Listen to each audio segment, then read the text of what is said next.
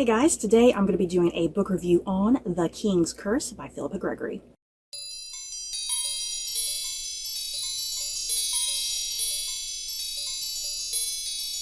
The King's Curse by Philippa Gregory follows Margaret Pole, cousin to King Henry VIII, and one of the many left of the Plantagenet family until the Tudors usurped the throne. She has spent her entire life living in the shadows and denying her royal name in order to protect herself and her children. But King Henry grows more and more paranoid, marrying wife after wife and destroying the monasteries. And it's here that Margaret begins to worry about the future of her family. So I have finally gotten around to reading The King's Curse by Philippa Gregory, you guys. Yes, and this is focused on Lady Margaret Pole, who was a cousin to King Henry VIII. Seriously, the story of Margaret Pole is just so fascinating and compelling and interesting, tragic. Oh my god, her life, you guys. She lived to be a pretty old woman. Before I do kind of head into my thoughts on the book, because I did really enjoy this book, just kind of a quick rundown of who the historical Margaret Pole was, in case you're watching this review and it gets you interested. As I said, Margaret Pole was a cousin to King Henry VIII. Margaret's father was George, Duke of Clarence. George, Duke of Clarence was the brother of King Edward IV and King Richard III. George, Duke of Clarence, he was executed for treason. So there's like that shadow that lingers in Margaret's life as well, the execution of her father for treason. And then, yeah, her own younger brother, Edward, was also executed for treason at some point under the reign of King Henry VII. So, yeah, Margaret was pretty much related to a ton of people, because, yeah, her cousin, Elizabeth, Princess Elizabeth of York, ended up marrying King Henry VII. So, yeah, that's how she does tie into the life of King Henry VIII and whatnot. So, yeah, Margaret, she used to go by Margaret Plantagenet. She was a royal princess until the Tudors usurp the throne and her whole life gets thrown into chaos, you know? She's forced to marry a man and change her name, deny her royal title, essentially, and, I mean, she goes with it. She has to protect herself, to protect her children, to protect her kin, in a sense. Or else if Henry VII or Henry VIII, if they start to get worried about, you know, Margaret, who is a Plantagenet, they think that she's plotting to to usurp the throne or whatever.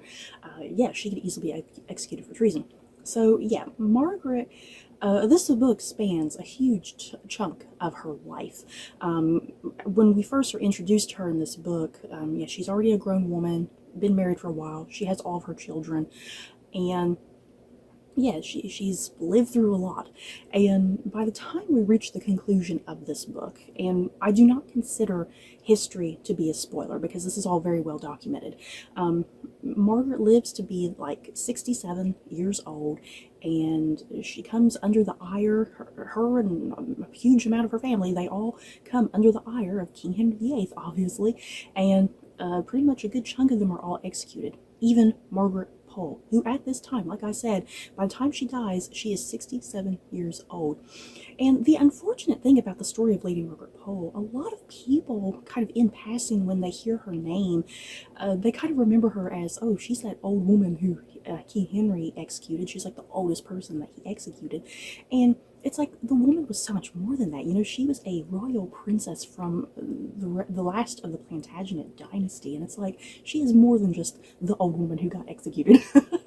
So I love that Philippa Gregory gave Margaret a voice in this book and really allowed Margaret to present herself and who she is, and her own paranoia, her own fears, her own worries, the moments that she has triumphs, because she starts off really low in this book, you know, but under the reign of King Henry VII and whatnot. But yeah, once King Henry VIII comes into power, yeah, when Henry comes into power, he's young and just kind of rambunctious, and he's a young man, and he instantly kind of pardons and forgives Margaret. So Margaret, after the death of King Henry VII, under King Henry VIII, Margaret's life kind of makes a turnaround, and things are going really good. She's wealthy again. She's privileged again.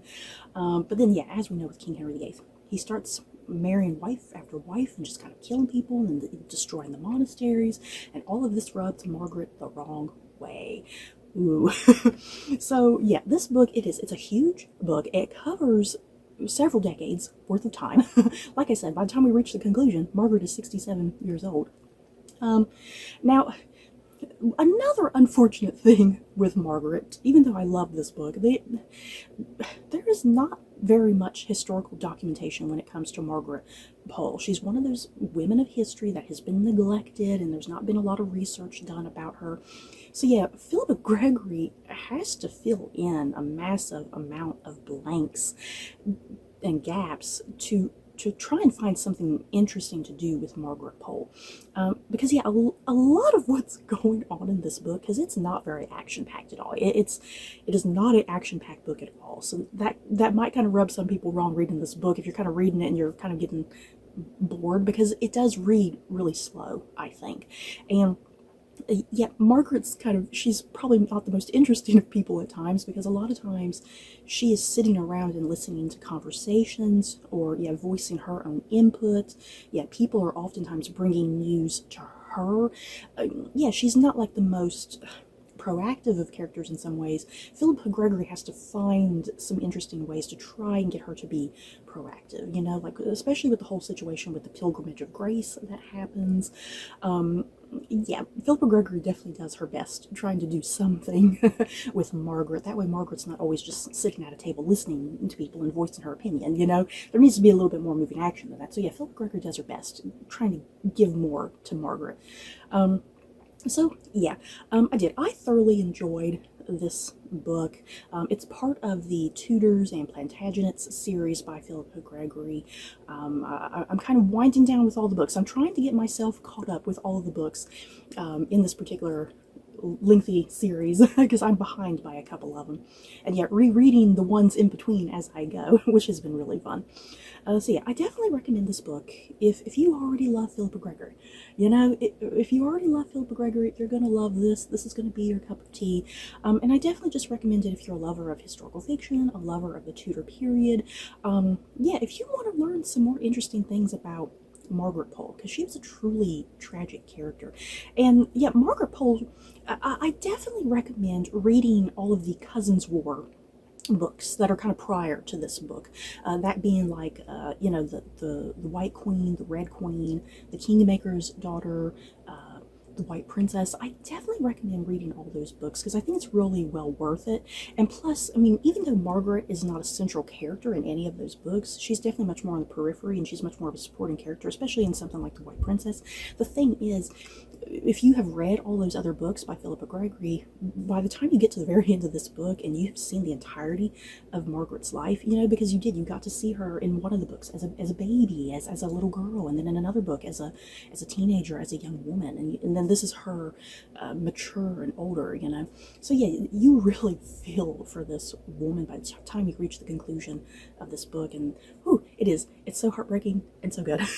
So you guys, that is it for my thoughts and feelings on The King's Curse by Philippa Gregory. In the comments below, have you guys read this book? Do you plan on reading it? Just let me know your thoughts down below. So that's it for this video. Don't forget to like, comment, and subscribe. And if you like this video, you may like these other videos. Bye guys.